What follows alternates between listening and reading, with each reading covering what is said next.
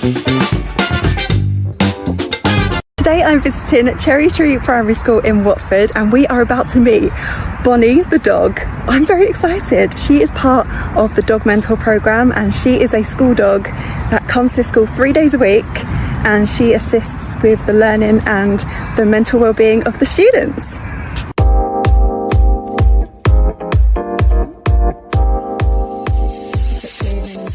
Thank you so much for agreeing to talk to me today. I really appreciate it. I don't know if you want to introduce yourselves first and foremost, your name and what you do.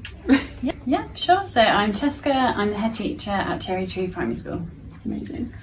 I'm Sophie, and I'm a dog mentor, and I'm pastoral support assistant at Cherry Tree Primary School. Amazing, thank you. And this is Bonnie. This is Bonnie. Hi, Bonnie. Hey. Can you tell me a little bit more about the lovely Bonnie, when you first decided that you wanted a dog, and why this particular breed, and how old Bonnie is as well? Yeah, of course. So I have never had a dog myself before getting Bonnie.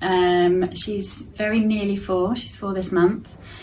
We did get her from a puppy because when I became a head teacher, I really decided that something I wanted to do was to have a dog in school. I'd read about it a lot and really thought that it, the impact it can have on children and staff is massive. And so, so we found Bonnie. We trained her, spent a lot of time making sure that we knew kind of exactly how we could manage her behaviour. And then we got in contact with the dog mentor, and so she had some additional training, and she's been in school ever since she was about 4 months old. How did you find the dog mentor? How was you introduced to them? So another local head teacher, actually, I trained to be a head teacher with her, and she was talking about her dog Sophie. And so I went to see Sophie in action at her school, and she said that she'd been trained to be a dog mentor, and so she put me in touch, and that was it. How do you ensure safeguarding is a priority with Bonnie being around the students and the staff as well? So that was something I was really concerned about initially, because actually if you research, there's very little guidance and rules about having dogs in schools. And obviously I understood how difficult it could be, even just a lot of our families culturally are very nervous of dogs. You've got the anxiety side with a lot of our families, lack of experience, but also allergies, children's fears, all sorts of things. And then of course at the end of the day she's a dog, there is a risk there. That's right. So we wrote a risk assessment. Again, I was helped by my head teacher friend, so we wrote a risk assessment, but then speaking to the dog mentor, Jenny, who's their founder, really helped guide me through that and reassure me that the training they do and the training I have already done for Bonnie really does help us ensure that the children are safe. So we have all sorts of things in place. So Bonnie will always be on the lead when she's outside of this area.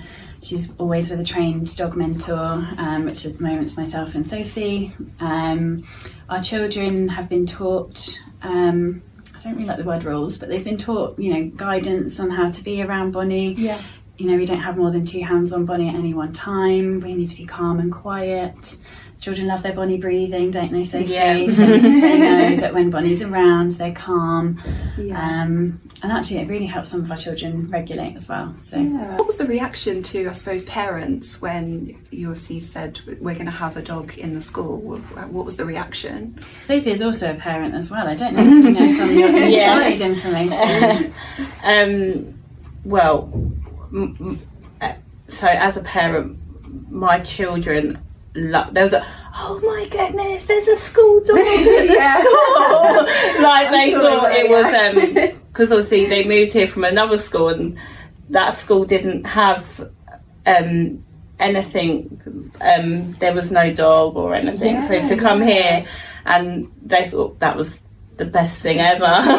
Of course. I think generally that's been it's really positive outcome.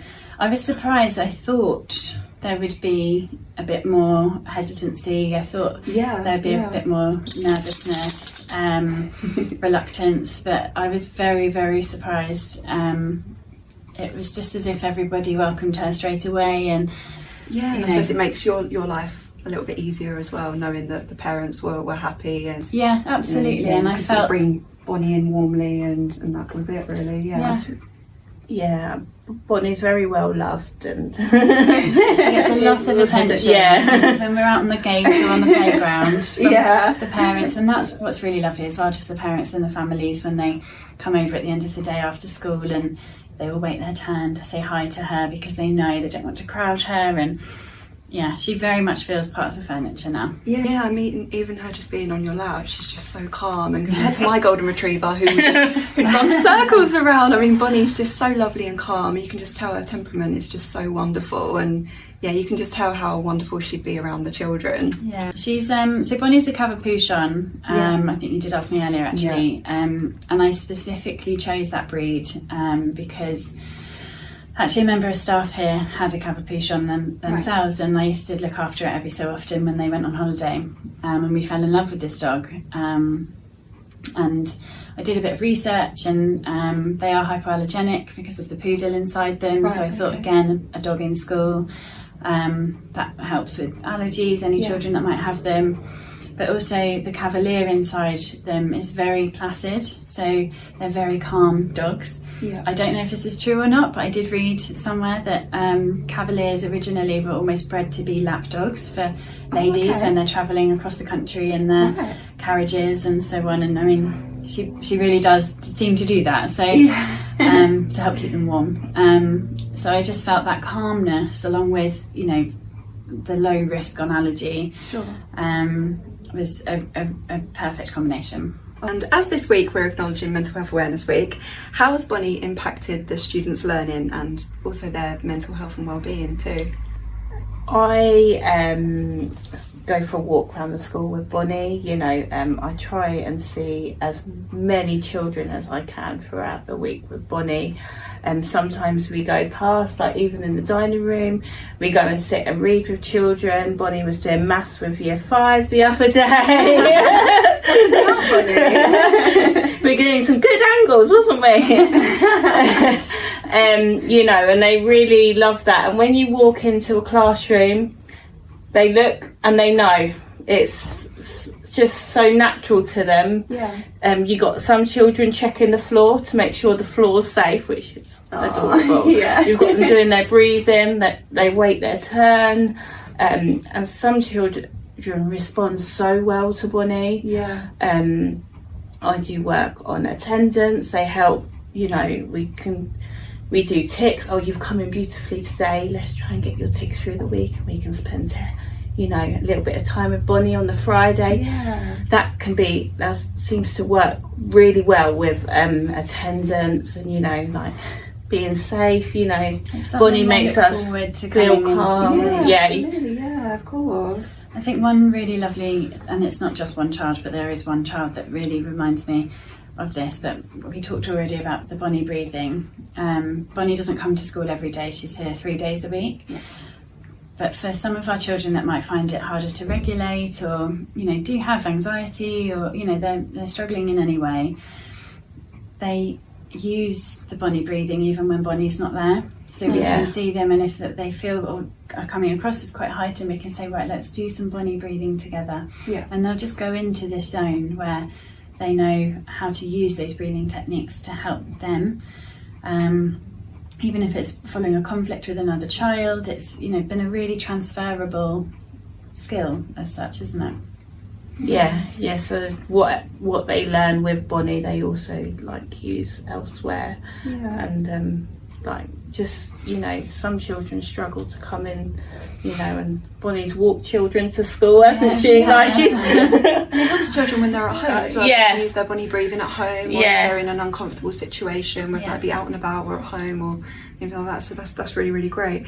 So how is it decided which students spend time with Bonnie, and for what reasons would students want to come and see Bonnie or need to come and spend that time with Bonnie? It's a bit of a mixture, really. So quite often, we're in where the school is, we have quite a lot of children move in and out of the school. We're just on the outskirts of London, so we see a lot of children move in and a lot of children move out. So we use Bonnie a lot for, I don't like the word use, but you know, we work with Bonnie a lot with children that are new to the school, to help them settle, to help them form friendships.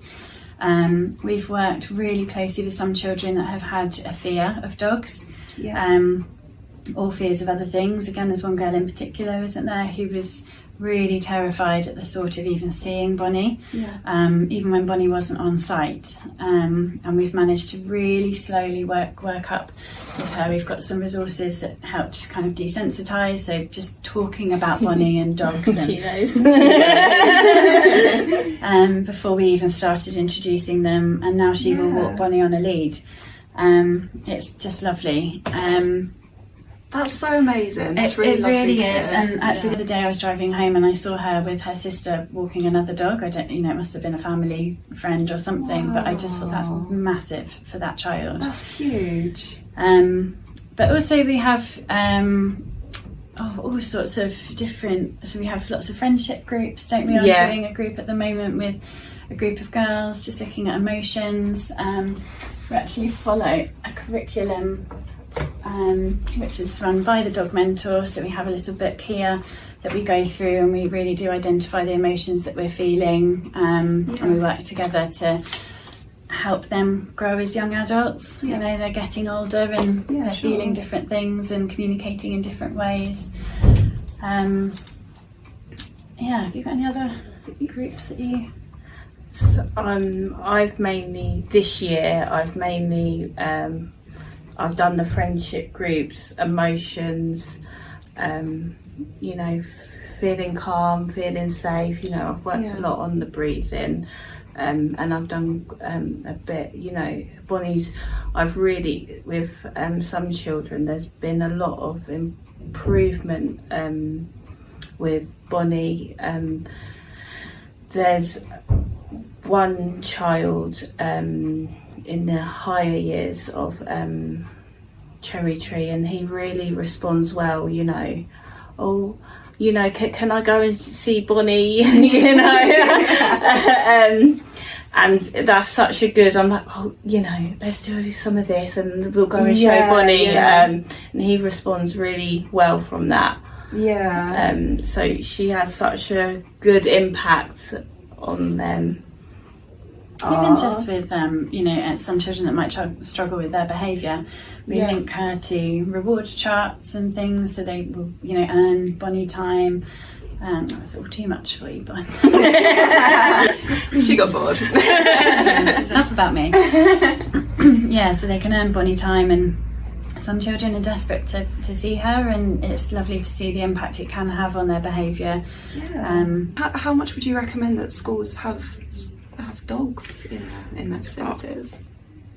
I'd recommend, I'm all for it. I think it's amazing, and I think, like, with the children's wellbeing and mental health, and even staff, you know, they all respond so well, you know. Everyone wants a cuddle, and almost everyone. Because ultimately it is about the children, but of course it is about the staff as well. It's about their well-being. And something that I've loved about having Bonnie, so I was a new head here 5 years ago, and Bonnie came in at the beginning of my second year, and because Bonnie, her home is in my office, I keep the door open as much as I possibly can, but what's been really lovely is members of staff will come just to see Bonnie. If they've got a spare 5 minutes and they just want to have a cuddle or play with her, and as a head, you know, there is obviously the connotation of going to the head's office, it's scary. It's really helped break down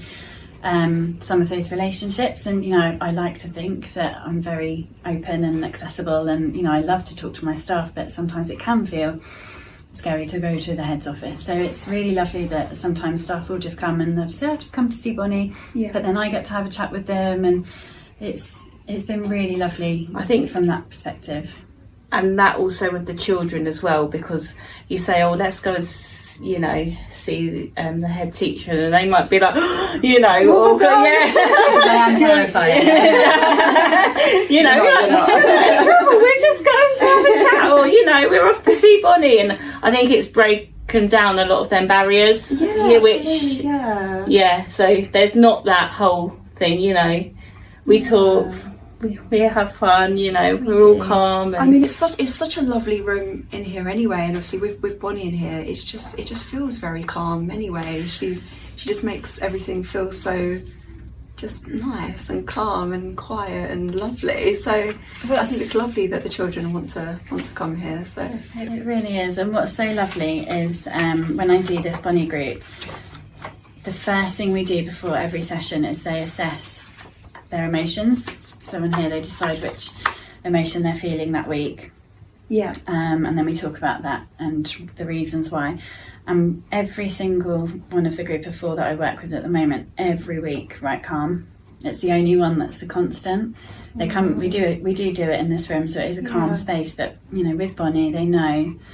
And that really struck me when we first had that first session, when they said, "Oh, I just feel calm," and I just stopped for a moment. I thought, actually, it does feel really calm, and I think a lot of that is down to her. And you've seen it just coming in. It can be quite frenetic, and there's a lot going on in a busy primary school. And so to have that time is absolutely invaluable for all of us, the children, the staff, myself, Bonnie. It's important. It's calm for her as well. It's a delight. And how often are you in touch with the dog mentor?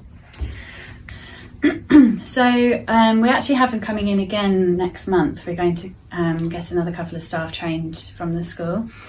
And actually, just due to staff turnover, we have had them almost once a year come into the school. Right. But if I do have any worries or concerns in the year, as part of their package, they do give you a year of support. Okay. You can pay a tiny top-up fund each year just to have access to that. And Jenny's been on the end of an email whenever I've needed her with any advice. It's been really, really brilliant to have that kind of support. Oh, Sophie and Cheska, I really, really appreciate your time. Thank you so much. I believe we're now going to talk to some students about Bonnie, which is really exciting. So, thank you so much. And I look forward to speaking with the children about Bonnie too. You've been amazing, Bonnie. Thank you. So, first of all, do you both want to introduce yourselves with your first name? I'm Evie and I come here to Cherry Tree. Good job. And what's your name? I'm Ollie and I come here for some reason. Amazing. So what was your reaction when you found out that you was going to have a dog at your school? I was amazed. I bet. And then after, when I got home, I was screeching at my mum saying,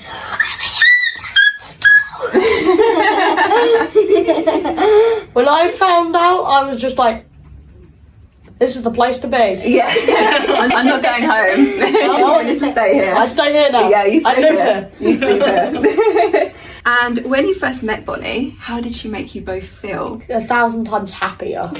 That's so same good. answer, same answer. Same answer. Even more happier. Also, she's a dog. Of course. Dog. I love She's doggies. a fluffy dog, isn't she? Yeah. Dog.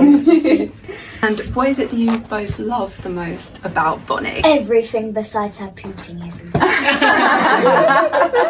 Everything. That's a good answer. Because the other day, right, there was dog's poo on the thing right near that exit door, and I was like, well, there's no other dogs that come to school here besides Bonnie. So it must have been Bonnie. Yeah. My favourite thing about Bonnie is she's tiny. Yeah, she's really She's a dog. Cute. And she's a dog. And she's tiny. She's tiny. Do you like bigger dogs, or are you happier with smaller I like dogs? tiny dogs. I like They're little very dogs. tiny and doggy. Thank you both so much. They're all my questions. You've been amazing. And I believe we have 2 other students who'd love to take the seat. Yay! Hey, do you want to introduce yourselves by giving me your first names? Lily. I'm Holly. And Holly, hello. And what was your reaction when you first found out that there was a dog at your school? I just felt like I love dogs, so I felt really excited that we were going to have a dog. Nice. I was like, oh my god, yes, this is the most. And you both have dogs at home? No, I have a cat and I used to have a dog. Yeah. And when you first met Bonnie, how did she make you feel? She made me feel really excited. How does Bonnie make you feel now? Happy. Happy? Yeah, that's good. And what is it that you both love the most about Bonnie? That she's really fluffy and Fluffy. she's really playful. That she has really curly hair. Really curly hair. She does have curly hair, doesn't she? Well, thank you so much. I really appreciate it. And yeah, thank you. Yay.